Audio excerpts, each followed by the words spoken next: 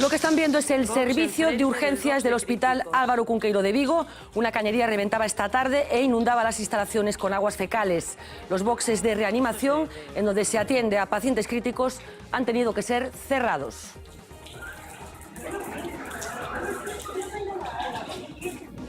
Había un crítico dentro que creo que lo han sacado por la parte que no llueve. Suponemos que se rompió una tubería, lo que queda encima es el paritorio, pero es que el agua huele muy mal, entonces es de suponer también que son aguas fecales.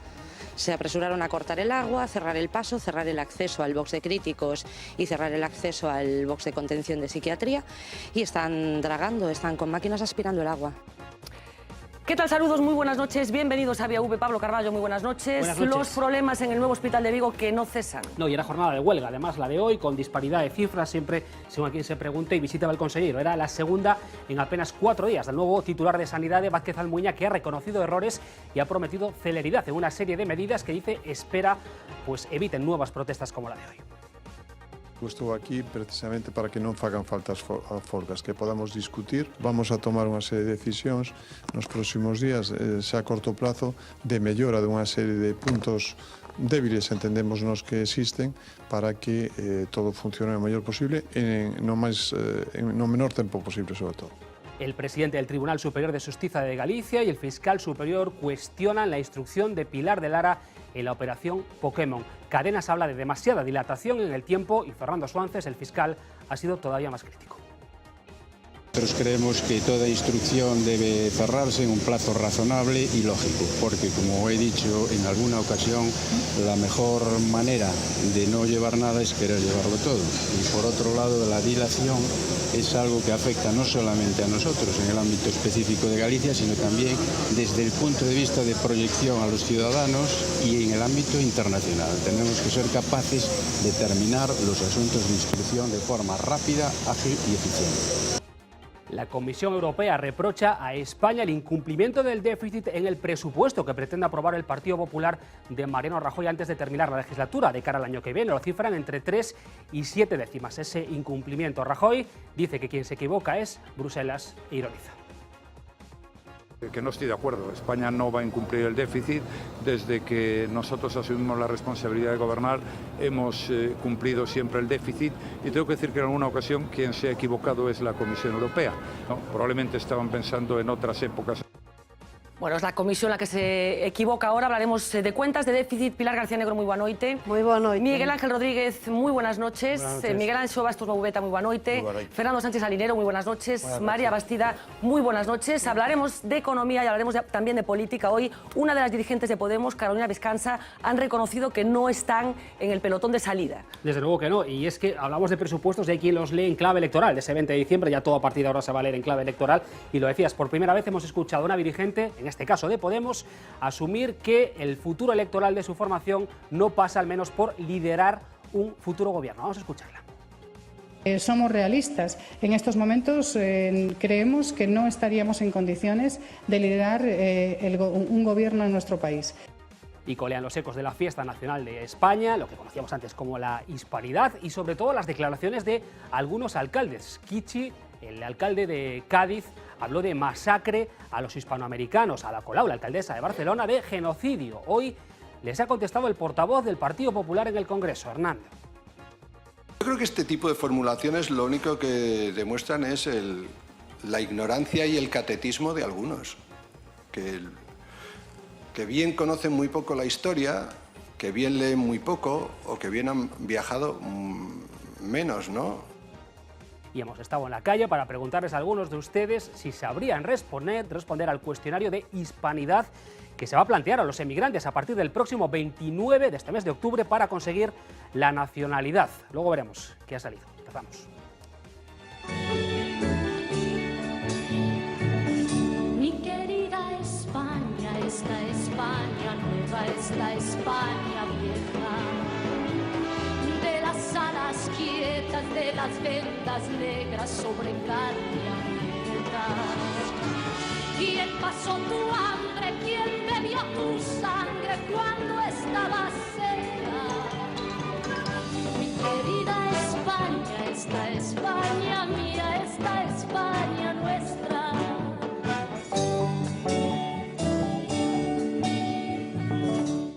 Bueno, enseguida hablaremos de este polémico test al que tienen que someterse todas las personas que aspiren a tener la nacionalidad española. De momento queríamos detenernos en ese aviso que acaba de lanzar Bruselas, advirtiendo al gobierno español que no está en condiciones de cumplir el famoso déficit público que tantos quebradores de cabeza le ha traído a anteriores gobiernos. Así que vamos a repasar lo que ha pasado en las últimas horas. Contamos, como siempre, con Uxía Rodríguez para que nos ayude. Adelante.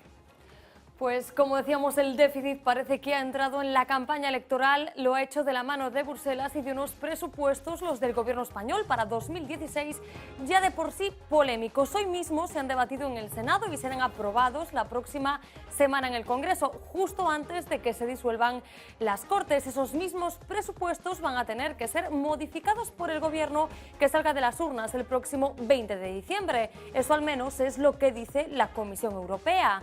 Cree que Rajoy es demasiado optimista y que España incumplirá los objetivos de déficit para este año y también para el año que viene. Los grandes datos de la discordia son estos. El presupuesto elaborado por el gobierno mantiene que nuestro país terminará 2015 con un déficit del 4,2%. Europa prevé, en cambio, que la cosa no acabará así, sino 3 décimas por encima del límite. El escenario pinta todavía peor para 2016.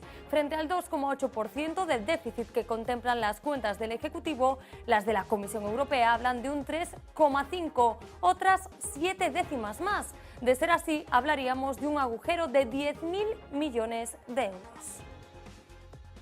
Bruselas tilda a Mariano Rajoy, a su gobierno y también a sus previsiones de demasiado optimistas. Y lo cierto es que la previsión de crecimiento para 2016 del gobierno es la más optimista de todos los organismos públicos que hacen pronósticos sobre el PIB.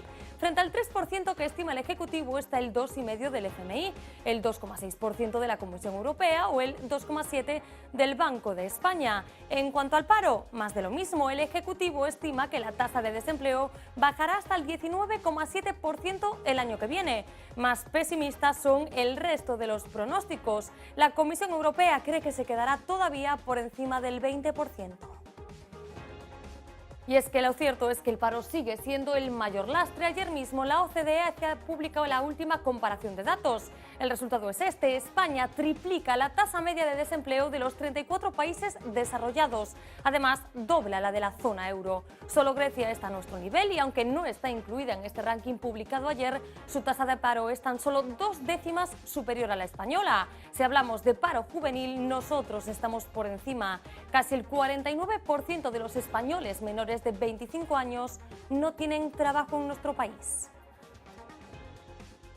Y llegados a este punto, todavía no hemos hablado de la deuda pública, un arma de doble filo, una herramienta fiscal que mal utilizada se puede convertir en un factor desestabilizante y eso es lo que ha pasado y lo que sigue pasando. Solo tenemos que echar un vistazo a su evolución. No ha parado de subir en los últimos años. En 2007 suponía el 35% del Producto Interior Bruto. Ahora se acerca peligrosamente al 100%. En junio del año pasado, de 2014, llegó al billón de euros por primera vez en la historia y ahí continuamos. Una evolución disparada que hace que este año nuestro país pague unos 100 millones de euros al día por los intereses de esa deuda. Y esto al mismo tiempo que nos seguimos endeudando.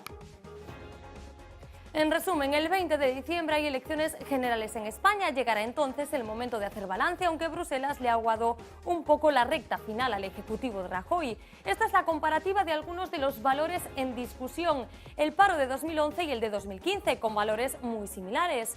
Más o menos la mitad del déficit, pero una deuda mucho más elevada. ¿Y qué dice Rajoy en mitad de todo este lío? Pues que son ellos los que tienen razón. Su gobierno, sus previsiones son las acertadas. Que no estoy de acuerdo. España no va a incumplir el déficit. Desde que nosotros asumimos la responsabilidad de gobernar, hemos cumplido siempre el déficit. Y tengo que decir que en alguna ocasión quien se ha equivocado es la Comisión Europea, ¿no? Probablemente estaban pensando en otras épocas en que nos desviábamos hasta 3 puntos, cuestión que tuve yo que vivir, pero yo estoy muy tranquilo y los españoles también en que vamos a cumplir el déficit. Y para terminar este repaso a los principales datos que enfrentan a España y Bruselas, vamos a volver a escuchar parte del recado que Rajoy daba a la Comisión Europea. España no va a incumplir el déficit. Desde que nosotros asumimos la responsabilidad de gobernar, hemos cumplido siempre el déficit. Hemos cumplido siempre el déficit, decía Mariano Rajoy desde Nueva York, pero el caso es que eso no es del todo cierto. El año pasado sí alcanzaron el objetivo marcado por Europa y esa fue por primera vez desde 2008 la vez que se cumplía lo fijado por Bruselas, aunque en esa ocasión hay que decir que lo que no se cumplió fueron los objetivos del propio gobierno. En 2013, en cambio, se pasaron por algo más de una décima y en el 2012 tampoco alcanzaron el 6,3% fijado por la Comisión Europea. Pues la verdad es que un verdadero lío el de los presupuestos españoles para 2016. Bueno, pues efectivamente, presupuestos que además el Gobierno, como todos sabemos, se ha apresurado a aprobar, a pesar de las críticas de toda la oposición. Y yo, Miguel Anxo, no sé si con estos datos el Gobierno puede presumir de gestión económica. Para nada. Es que eu non veo onde Y está... cada vez que ves esa débeda, en fin... Veo medrando, e non só esa débeda, con todo o que está avalado detrás, que decir, as eléctricas, todos os avales que hai por detrás, que eso só é o déficit, digamos, contable, non é así. Eu non veo... Temos un dos déficits máis grandes do mundo. É dicir, estamos todos orgullosos de que non que reducimos o déficit, sino que reducimos a tasa de medio do déficit, que é moi distinto. É dicir, pasamos do 9 ao 4, este ano temos superávit, vamos a usar este dinero para amortizar débeda, non, señor? Todo, cada ano, este ano, esta cousa así, son 45.000 millóns máis de euros no lombo.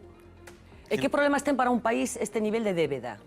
A nivel de verdade, di que un dos principales rubros de gasto se transforma xa, o segundo rubro de gasto debe ser a día de hoxe o pago de xuros de todos os meses da débeda. Tes un lastre aí enorme que te vai lastrando así, porque a débeda nunca se paga, eso hai que decirlo tamén. A débeda sempre se refinancia, eso é como unha perpetuidade, é como unha especie de preferente máis sofisticado. En verdade, nunca se paga o principal porque se vai renegociando cando vence o bono, pues se refinancia en novas condicións, se cambian 2 por 1, se fai un canse e se vai peloteando. O que sí que pode incrementar son os xuros, porque ten trampa tamén. Os xuros están subvencionados pola Unión Europea. Se te quitan o aval, veremos como se dispara todo Pode eso. presumir logo o goberno de Rajoy de xestión económica? Para nada, porque onde está a austeridade? A mí me gustaría que hubiera austeridade, verdad? Sempre estou dicindo, pero non veo austeridade por ninguna parte. Solo veo que o gasto público a día de hoxe é varios decenas de miles de millóns superior ao do ano 2007, que foi o ano de maior riqueza de España. Entón, onde está o aforro? A mí me gustaría que fora de verdade austero. En canto ao paro, algo que decir das cifras do paro, porque seguimos triplicando a media da OCDE e seguimos en niveis que non teñen nada que ver ca media da Unión Europea. España, o que pasa é que España é moi peculiar. España, hai máis diferencia entre España entre o norte de España e o sur de España. E o sur que entre España e Alemania, por exemplo. O problema do paro está no sur de España, que son as tasas descomunais de paro. No norte de España, bueno, hai zonas que non que vayan moi ben, pero van relativamente ben a niveis europeos. Hai comunidades autónomas que están a nivel europeo, que pasa que eu sempre o culpo, por exemplo, os salarios mínimos. Que non tiña que haber. A nivel español non, desde logo. O salario mínimo é o mismo en Euskadi que en Jaén. Iso non pode ser. A uns non lle afecta casi para nada e a outros machacaos, literalmente. Tiña que ser máis asustado a realidade dos sitios. Bueno, Miguel, eu non sei se crees que pode presumir o goberno, estamos a 3 meses dunhas eleccións xerais fundamentais para o Partido Popular e para o resto dos partidos, lóxicamente, que corren a ese proceso, e eu non sei se pensas que, bueno, tende que presumir o goberno. Bueno, vamos a ver, yo creo que esto no es una cuestión de presumir o no presumir, es una cuestión de ver las tendencias de la economía como consecuencia de las acciones de gobierno. Es decir, yo estoy de acuerdo con que la deuda es muy alta y ya lo era y sigue siendo. Creo que la tendencia de corrección del déficit es buena y pasar de tener un déficit en las cuentas públicas de casi 100.000 euros a tenerlo del entorno de 40.000 no es una mala noticia. Creo que ser en estos momentos el país que más está creciendo económicamente en el entorno europeo no es una mala noticia. Creo que estar generando más empleo que Alemania o que algún otro país como Francia o como Italia no es una mala noticia, pero creo que esta tendencia, que me parece positiva, no es suficiente. Pero ¿sobre qué cimientos? Porque lo que se puede deducir de esas cifras de endeudamiento es que los cimientos sobre los que se está construyendo esa supuesta recuperación de la que tanto habla el Gobierno son yo creo que la deuda, la cifra de deuda de un país, y Miguel Ángel me puede corregir si no es así, es tanto más preocupante cuanto menos musculatura industrial y capacidad de generación económica tiene. Es decir, no es grave estar en un nivel del 100% del PIB porque grandes países de Europa están muy por encima del 100% del PIB de deuda. Lo grave sería tener un país que no produce y que por tanto no puede hacer frente a los pagos. Pilar? O próximo goberno español, sexa cal for, e desde logo tamén no ano 2016 o próximo goberno galego vanse ver hipotecados, absolutamente maniatados, e isto a Xunta e o goberno español e o Partido Popular eu penso que o saben perfectamente. Acontece, en primeiro lugar, unha intromisión inadmisível, absolutamente intolerável, das autoridades europeas a respeito da lei principal de un goberno, que é a lei de orzamentos, que está en debate aínda, que está en discusión, e sobre a cal a Cámara, as Cortes, neste caso españolas, non se pronunciaron aínda. Pero claro, é que moito me temo que poda ser aproveitada esta circunstancia, este comentario de texto negativo por parte da Comisión Europea, para vir coa rebaixa do tío Paco, isto é, para despois xustificar novos retallamentos ou novos recortes. Pon en cuestión tamén ao propio conceito de soberanía do Estado. E claro, e hai que ligalo á decisión tomada desa reforma exprés da Constitución española en agosto de 2011, que xa impón un teito de gasto, unha limitación do gasto público, e, por tanto, aí vanse ver moitísimo máis retalladas ou reducidas as posibilidades de intervención pública, tanto por parte do goberno español como por parte da Xunta de Galiza, a respeito da propia economía. Da intervención, digamos, de Europa en cuestións domésticas. Pero algo que decir da mensaxe que está transmitindo o Partido Popular? Que é ciencia ficción. Literariamente, a ficción pode ser moi rendível. En materia de orzamento, estou de acordo co mesmo conceito de austeridade que citou antes Miguel Anxo.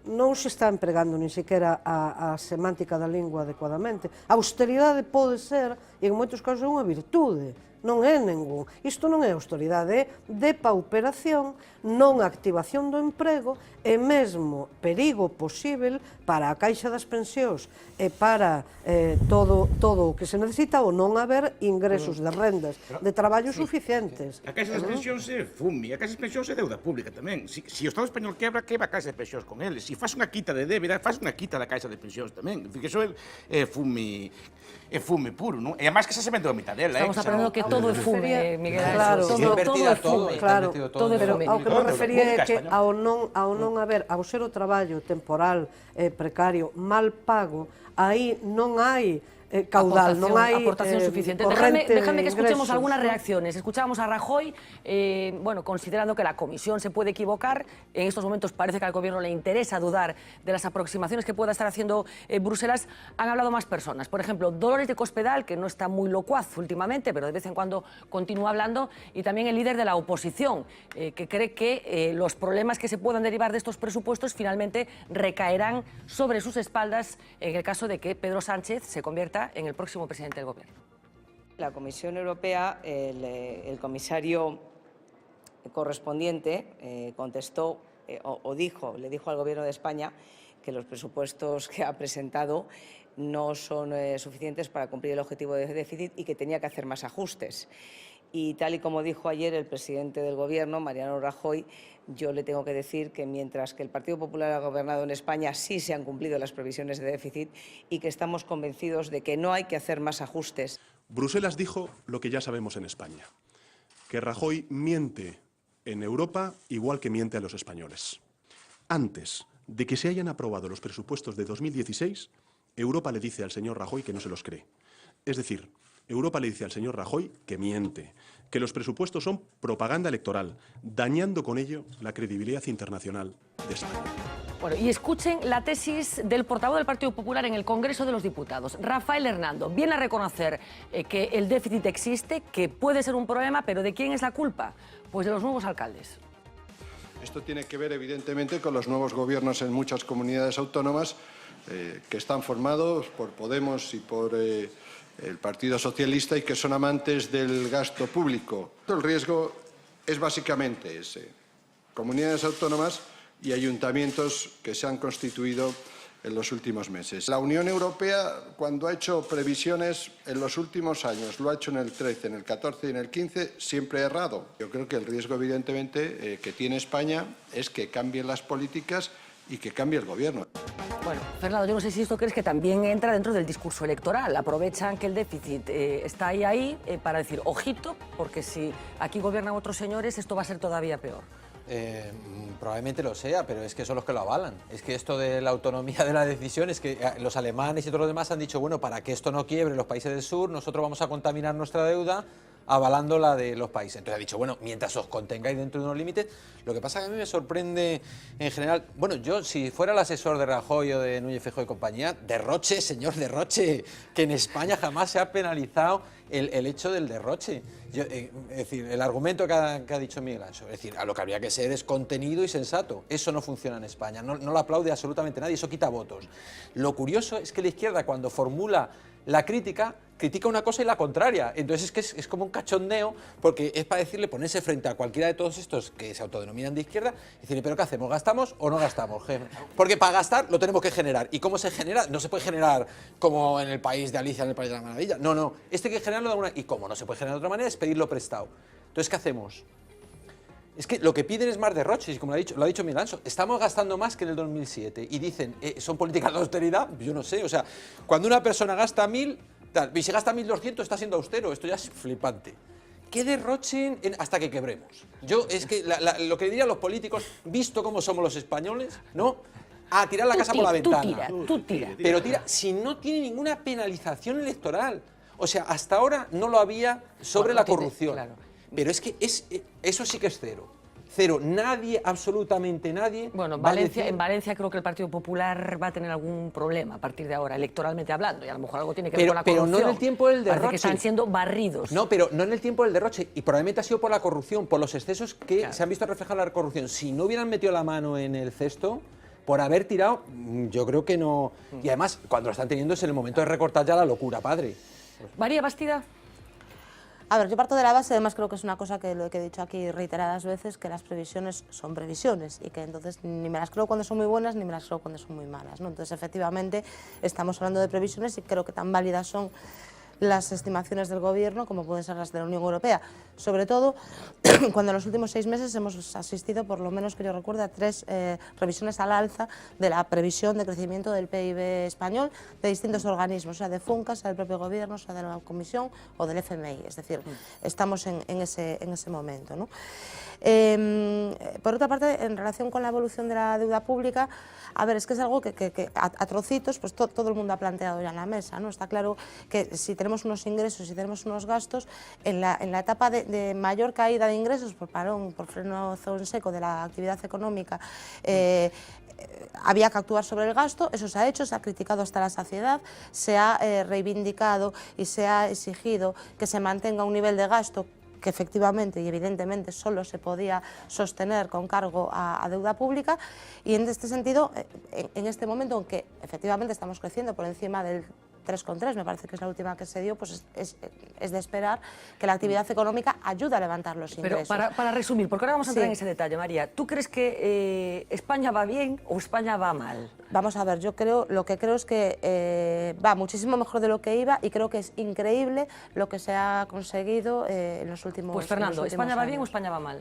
Pero extiende la pregunta, porque claro. ¿Qué significa eso? ¿Con respecto a qué? ¿Bien o mal es un término comparativo? Es decir, contra el bien posible, la economía y la política es la gestión de las cosas posibles. No, hablo de economía ahora. No, de economía, sí, Hombre, de cuando estamos creciendo como nos estamos endeudando. ¿Va bien o mal comparado con sí misma? Claro, consigo misma. No, pero es o con un escenario posible, con otra forma de gobernar, o con otro país alternativo. ¿Tú crees que se podían haber hecho las cosas mejor de lo que se están haciendo? ¿O peor? ¿O no? Yo creo que se podrían haber hecho mejor con más ideas. Sí, yo creo que han sido carencia de ideas y mucho gasto público para sostener de una manera artificial en base a deuda. Bueno, pero también es cierto, Yo creo que no se han abordado las reformas estructurales que se tenían que haber hecho. Hemos perdido la gran oportunidad histórica que no vamos a volver a tener en mucho tiempo, salvo que ocurra. Hablamos de reforma de la administración. Claro, reforma de la administración, del modelo. Bueno, ahí se ha actuado. A ver, espera, déjame comentar la pregunta. ¿España va bien o España va mal?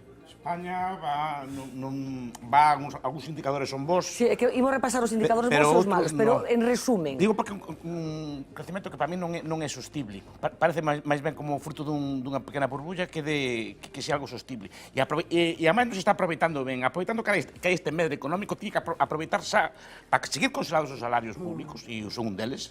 son deles a mí me afecta, non me teñen por que devolver nada agora, non é un momento de devolverme nada agora. E aproveitar ese medio económico para empezar a amortizar deuda rapidamente, para quitarse o lastre de enriba, porque non pode ser que cuando tes un duro se va a volver a gastalo, que non aprendimos nada. No, pero eso es lo que yo pretendía decir, que lo que se está haciendo ahora, o sea, ha sido muchas las voces, o sea, yo me he cansado de escuchar las lecciones de Paul Krugman y compañía, que había, y en parte muchas veces las he compartido, o sea, que había que reactivar la parte de ingresos. ¿Cómo? Fomentando actividad, ¿cómo? Fomentando demencia, iba a decir. Demanda interna, consumo. O sea, esa es la rueda que pretende poner en marcha.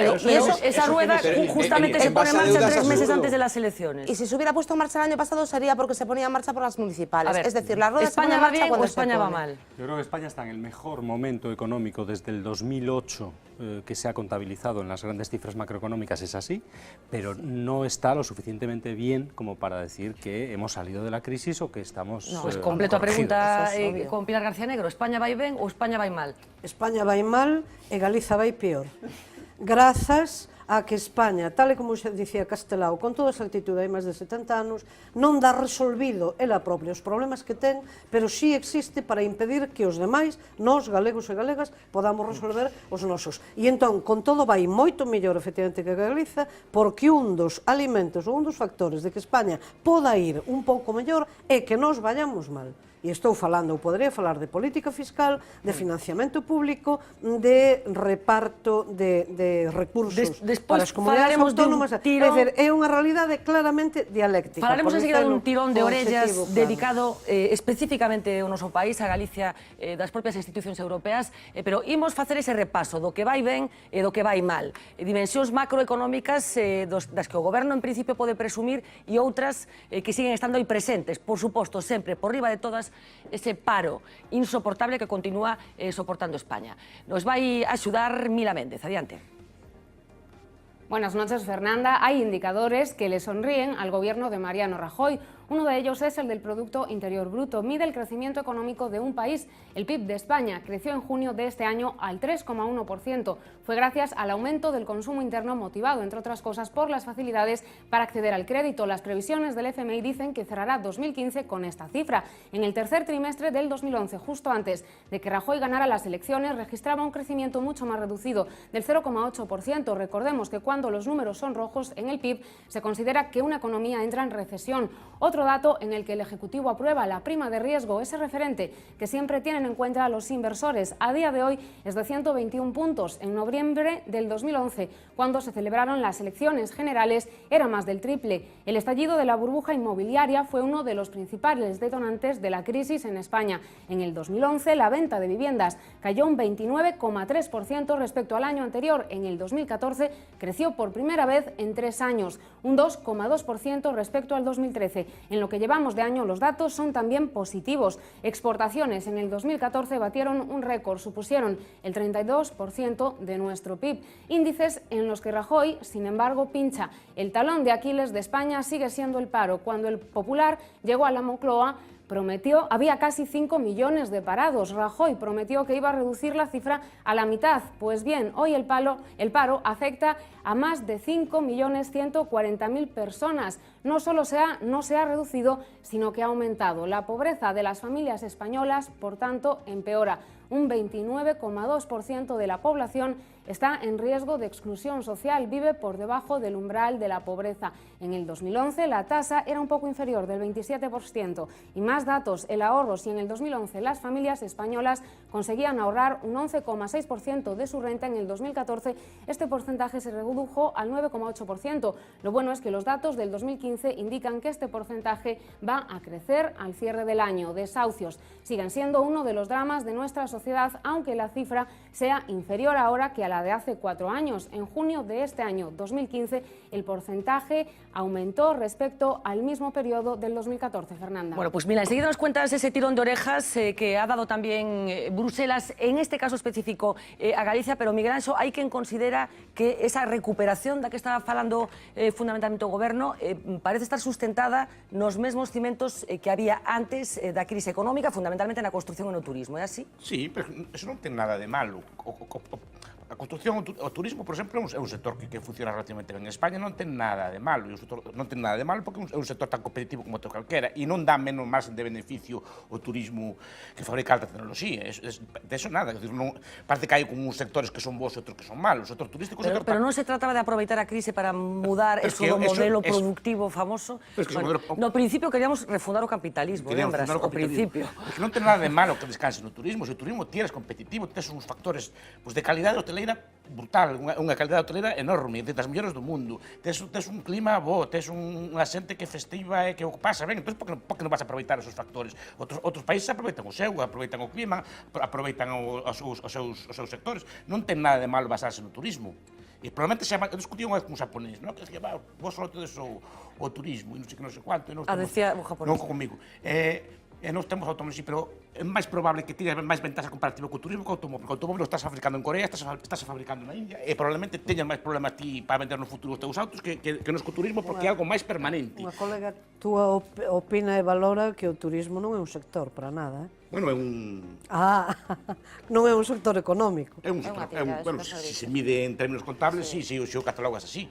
Bueno, deixádeme... E a construcción tampouco pasa nada, que te centres nelo. O que pasa é que antes estaba sobredimensionada, precisamente por as políticas económicas que se daban a cabo. El problema es que es artificial, ¿no? No, que hay algo artificial ahí, estás echando otra burbulla otra vez. Mira, solo en relación con esto, hoy precisamente salió el informe de Eurostat de tráfico aéreo del año pasado y dentro de los 10 principales aeropuertos de la Unión Europea hay 2, Madrid y Barcelona, que están en el top 10. Barajas en el puesto número 5 y Barcelona creo que es en el 8. Y la propia Unión Europea califica ese índice como un índice de dinamismo económico por la capacidad que tiene de generar actividad humana, ¿no? El tránsito. A ver, no son personas que vienen a España. Pongo encima de la mesa tránsito, estos dos ¿no? sectores porque nos habían dicho a la altura del 2009, 2010, que España tenía que modificar su estructura productiva, tenía que empezar a tirar de cosas diferentes, el famoso I+D, etcétera, etcétera. Mira, eu estudiaba na carreira e tiña profesores moi bons. Foron a tocar con asuntas, xente que eu tiño moi inteligente. Bueno, isto non quere decir nada. nada. No, pero xente que tuvo responsabilidades, xente para nada desinformada, xente moi culta. Cando estaba na carreira, decía, no, o futuro de Galiza no 2000 e pico, cando estábamos... E cal era? Decía, no sei que, a biotecnoloxía, o I+D, non sei que, todo así na cerámica, todo explicaba ali moi moderno, moi tal.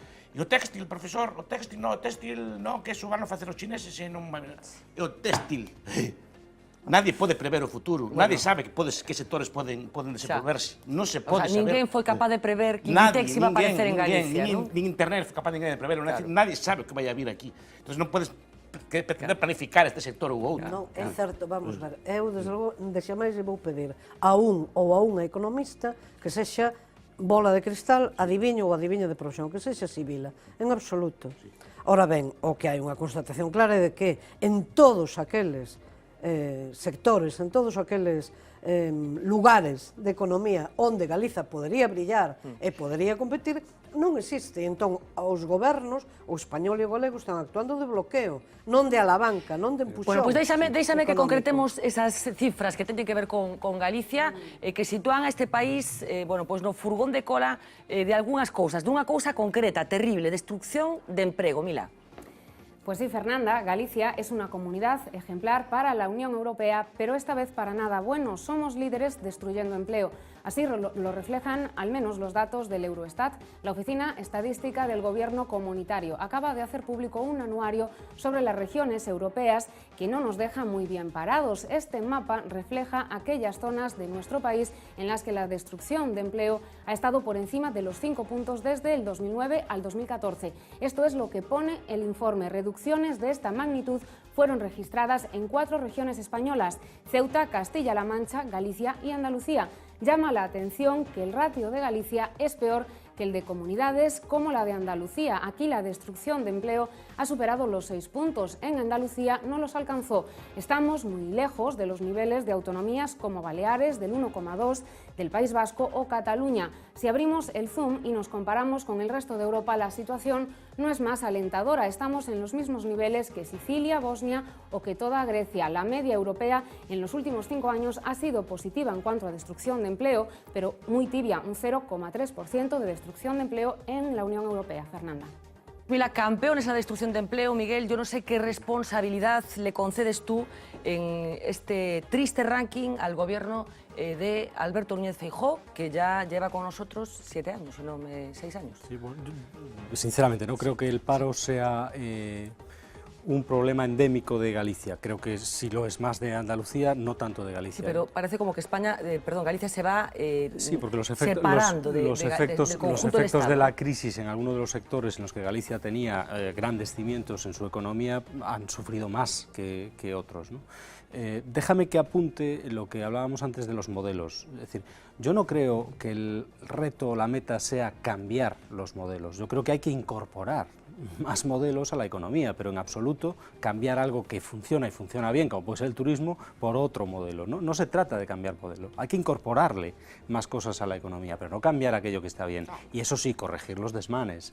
Que exista una industria de la construcción potente en España es una buena noticia. Que España construya y sea llamada para construir ferrocarriles, grandes equipamientos, grandes infraestructuras en cualquier parte del mundo, dice que lo estamos haciendo bien.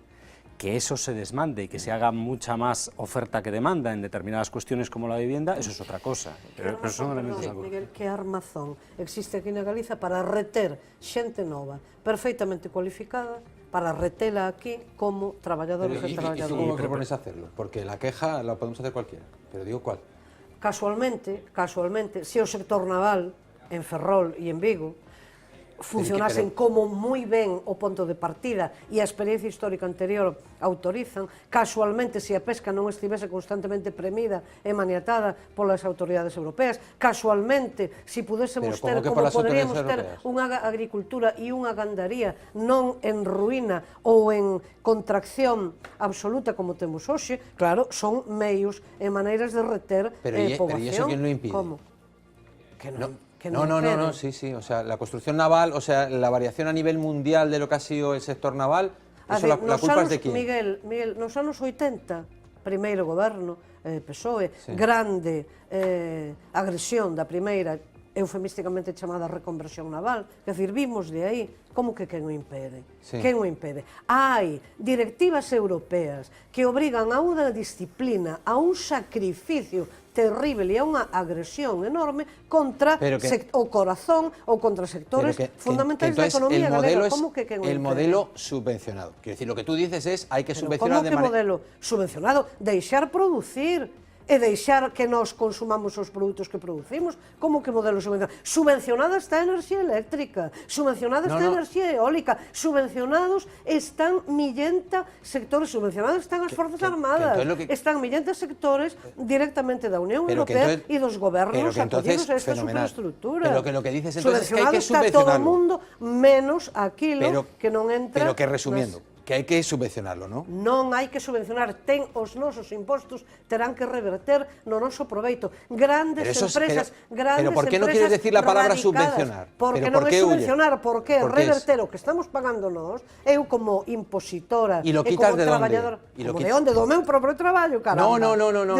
No, es que la economía es la gestión de los recursos escasos. Sí, bien. E en Madrid ten unha aportación, ten unha achega fiscal engordada, completamente cebada, grazas a que sociedades que extraen a plusvalía, factorías, fábricas, aquí da Galiza, cotizan en Madrid. Isto non é un feito político, Miguel. Non é un feito absolutamente de política económica e de política fiscal. Claro, como que subvenciona? Estás defendiendo lo uno y lo contrario. No. Estás defendiendo la libertad en el mercado. Eso está muy bien como arenga, politizada. No, pero está fenomenal. Pero entonces decimos, pues vamos a inventarnos una economía que nada tiene que ver con la realidad, en la que vamos a ir subvencionando cada sector que proteste o que veamos, porque lo mismo lo dirán el resto. Estoy de acuerdo contigo que efectivamente la instalación de las industrias en Madrid hace, y Madrid, Barcelona, País Vasco y demás, hace que tengamos una percepción deformada de lo que contribuimos en el Estado en general. Pero de ahí a decir que tenemos que subvencionar las industrias... Pagamos moito máis do que recebemos. Mira, pagamos desde aquí, desde Galiza, vou poñer un exemplo histórico, que se me acaba agora de vir a... Pero si somos una comunidad superdeficitaria. En absoluto. O Teatro Real de Madrid, en tempos da ministra Carmen Alborg, e eu tive ocasión de discutir isto con ela, tiña un orzamento para a súa restauración de 24.000 millóns de pesetas. Ascendeu a algo máis de 40.000 millóns de pesetas polos modificativos de obras, en fin, por todo isto. Eu díxenlle daquela, díxenlle, e a muralla de Lugo, a velas vir, non? Bueno, que me contestou ele así, aí le doi la razón. Claro, aí le doi la razón. Entón, a que me refiro? Nos levamos toda a vida pagando o engrandecemento, pagando como na parte alícuota correspondente o noso prexuízo económico e o engrandecemento dos demais. Bueno, a ver, una cuestión que tiene que ver con lo que comentábamos, esa estadística de la Unión Europea que dice que Galicia es una de las 4 comunidades autónomas españolas en las que más empleo se ha destruido en esta travesía dramática que todavía no acabamos de remontar. ¿Por qué crees que ha pasado esto? Pues yo creo que la razón la ha dado Miguel Ángel, es decir, probablemente se ha atacado alguna de las bases sobre las que se sostenía el empleo y luego Galicia cada vez se está haciendo una comunidad autónoma menos dinámica por el hecho de que buena parte de los que vivimos en Galicia extraen sus rentas del sector público, es decir, hay muchísimo jubilado y muchísimo funcionario proporcionalmente. Esos son sectores que para nada impulsan el emprendedurismo y demás. No, claro, que xente nova vai fora. No, pero el problema es que la cultura que hemos generado aquí, pero no podemos siempre posicionarnos como víctimas de todo y nunca como protagonistas de nuestro propio destino, Pilar, porque si no, entonces nunca se arregla nada. Si los de Madrid siempre son los malos que lo hacen todo y si no tenemos a los de Madrid, tenemos ya que trasladar la culpa a Merkel y nosotros nunca tenemos responsabilidad sobre nada, pues me parece problemático al máximo porque nunca encontraremos la forma de solucionarlo. A responsabilidad Miguel Ángel. Eu estou farto de ver a meus alumnos ter que emigrar a países que teñen unha lei laboral que aquí non aceptan. E os que máis lío me montan na clase, despois emigran a países no cual hai unha lei laboral que aquí non aceptan. Leis con despido libre, por exemplo, como en Gran Bretaña, e por que hai traballo ali? Son máis guapos que nós ou que? Por que Galiza ten o doble de paro que Portugal? Ou moita tasa máis alta que Portugal, sendo Galiza unha renta máis alta? E Portugal, sendo máis pobre, ten máis traballo, traballa máis xente que ali. Simplemente porque os salarios ali están mellor asustados á realidade de lá. Aquí non temos que aguantar unhas leis laborais das máis rígidas aínda de Europa, e temos que imitar os modelos que non son os nosos. Entón, digo, aquí non o queredes e ali sí. O sea, aquí, básicamente... Vos sabedes en que condicións traballan empregadas, digo en feminino porque son maioría, de supermercados en moitos casos, ou do sector servizos, restauración, hostalaría en xeral? Bueno, a pregunta é, hai algún... Non, digo porque... Hai alguén que... Perdón. Están enriqueciendo de formas desmesuradas en esos sectores, e non é así. Sé que vou ser duro, quen lles dá un traballo mellor? Porque aquí falamos todos. No, pero los supermercados que trabajan con márgenes del 2%... Son as condicións moi A ver, se tendría que estar forrando. É un problema de parvicie colectiva. No é parvicie, non estamos aquí... A ver, non estamos aquí falando e criticando que pagan moi pouco. Quen lle paga máis? Se as traballadoras están ali é porque o mellor traballo que toparon e non hai ninguén que lles pague máis que eles. É o que menos se explota de todas. Os demais se lle pagan menos. Se non estarían ali. E esos sectores, ¿quién se está forrando de forma desmesurada? Pero que pasa? A que a xente non entende o seguinte, unha crisis non é unha crisis solo financeira, unha crisis é unha caída, un deterioro da estrutura de produción, da estrutura de capital. A economía galega é menos productiva agora que fai 10 anos.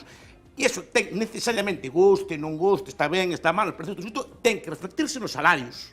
E así de duro. Pero eso está moi ben se despois non tivera outras consecuencias, tipo que os que cobraban os salarios máis altos siguen cobrando salarios altos. Nos pagamos un reparto desigual da crise. Non todo o mundo pagou a crise o mesmo. E nos pagamos os impostos a unha empresa. Perdón? Pagamos os impostos a unha empresa. O IRPF que se nos desconta. A quen pagamos os impostos? Pagamos un Estado, pero se o Estado é menos se a sociedade, como o Estado vive da sociedade civil, o sea, o Estado os recursos que ten, os obtén da produción da sociedade, se a produción da sociedade baixa, necesariamente o Estado... E baixa por qué? Baixa porque houve unha crisis, porque houve unha crisis de mal investimento. Pero se nós levamos en crise... Y por un mal investimento. Desde cando? Aquí non ves que tivemos un millón de vivendas fácil. Tivemos unha estrutura productiva. Tivemos unha estrutura productiva. Pero que crise? Coa metade da poboación total do país expulsada a través da emigración. Pero emigrar a donde vai? Podía traballar aquí se cambiaran as leis. O que pasa, os primeiros que se opoñen as leis son os que se queixan da emigración. Sen cambiasen as leis, efectivamente. O lucro que o capitalismo español e o capitalismo europeo obtivo da escravitude galega tradicional, da escravitude saúde, refírome ao do século XIX e aínda do século XX, é inmenso. Pero, Alguén iso é economía, é negocio. Es que estos argumentos que estás haciendo, y parece que no son casuales, se acaban refiriendo como a muy adentro del siglo XX. Es que yo creo que una cosa que no se ha entendido por parte de la izquierda, Pilar, un momento, es que vivimos en el siglo XXI y ha habido una evolución muy asimétrica de muchísimos países del mundo que se han vuelto extraordinariamente competitivos y buena parte de nuestro tejido industrial ha volado a otros sitios. Es que eso lo tienes que entender. Agricultura no século XXI. ¿Cómo? Agricultura hai no século XXI. Pero hai algo, agricultura verdade? concebida como en el siglo XX, esa desaparecerá. Hai tratados comerciais no século XXI que benefician a uns tiburóns ou que perxudican a outros. Hai pesca no século XXI como actividade altamente industrial e industrializada, non en absoluto como extracción. Claro, todo o mundo... Es que defendemos aquí un tratado, ¿no? Digo que es el lenguaje. Todo o mundo ten unha mediación política. E todo o mundo, lógico, que aspire, a unha mediación política que defenda o seu. A ver, Miguel Ángel Rodríguez, no, tenemos que avanzar. A ver, Miguel Ángel Rodríguez. Digo que ese lenguaje que permanentemente está utilizando Pilar hoy aquí en la mesa, que parte del principio de que un empresario, por definición, es una persona con tendencia a explotar a sus trabajadores, a no generar riqueza, o si la genera, llevársela fuera o tal, es un lenguaje que es eso es lo que hace que nadie quiera ser empresario. A ver, dejadme que completemos que no se genere dejadme que completemos este apasionante momento con un lapsus, no sé si fue el lapsus que sufrió hace unos meses Mariano Rajoy. Quizás después de esa advertencia de la Comisión Europea tenga ocasión el presidente del Gobierno de repasar algunas magnitudes macroeconómicas que tienen que ver con España, porque hace unos meses no lo tenía exactamente claro. Seguro que recuerdan aquella entrevista televisiva que permitió que supiéramos que Rajoy no acaba de saber exactamente cuál es la cifra de deuda que tiene España. No seré yo el que diga que Grecia no va a pagar. Debe mucho dinero, debe algo más del 90% de su PIB. Es como si España debiéramos 900.000 millones de euros, que es una cifra astronómica. Bueno, pues esto lo decía hace unos meses. Efectivamente, es increíble, pero resulta que España debe más del 90% del PIB, lo acabamos de ver, 98% del PIB, mucho más de esos 900.000 millones que al presidente le parecían tan escandalosos, y además es que la deuda, Elena, es del 177% del PIB, o sea que yo no sé cómo pueden suceder estas cosas. ¿Alguna explicación, María Bastida, tienes tú, por ejemplo, de cómo es posible que el presidente del Gobierno de España, que estas cifras que forman parte de lo que se habla a diario, no recuerde las magnitudes, no recuerde que el PIB de España es del 98%, la deuda de España, perdón? Yo me equivoco tantas veces al día que no le doy ninguna importancia a este tipo de equivocaciones. Tú no eres la presidenta del Gobierno de España de momento. No, ni lo seré, pero bueno, supongo que sería un lapsus y efectivamente yo me di cuenta que no estudio para nada cifras macroeconómicas, que estamos hablando de más del 180% del PIB, ¿no? O sea, no tenía nada que ver. Bueno, pues no hay explicación sobre ese lapsus. Tendrá ocasión Mariano Rajoy de repasar esas magnitudes después, como decíamos, del tirón de orejas de España. Bueno, hoy es 13 de octubre, martes y 13, por cierto, y ayer fue 12, lógicamente. Esa celebración que se convirtió en un auténtico polvorín dialéctico por parte de muchos representantes de lo que se denomina nueva política, que consideraron que no hay nada que celebrar el 12 de octubre, teniendo en cuenta que se descubrió América. Así que en los próximos minutos vamos a tratar de aclarar qué hicieron los españoles que llegaron a América en 1492. Nos vamos a ir a Santiago de Compostela. Viviana Villaverde, buenas noches. Muy buenas noches, Fernanda. Pues como bien dices, en unos minutos vamos a intentar desentrañar, vamos a intentar conocer en profundidad qué pasó aquel 12 de octubre original de 1492, y lo vamos a hacer de la mano de una de las personas que más sabe en Galicia del tema. Es Pilar Cajiao, profesora de Historia de América en la Universidad de Santiago de Compostela, y que nos ha citado aquí en un lugar que en principio no reconoceréis, pero que tiene una explicación. Muy buenas noches, Pilar. Hola, buenas noches. ¿Por qué nos has citado aquí hoy? Bueno, pues porque sorprendentemente aquí, que no es Santiago capital, aquí en la mitad del Val da Maía, concretamente en la parroquia de San Pedro de Bugallido, el lugar en el que nos encontramos recibe el pomposo nombre de Paseo de Colón, lo cual, pues, cuando menos resulta un poquito sorprendente, ¿no? Y evidencia hasta qué punto Colón y el descubrimiento de América están en el ADN.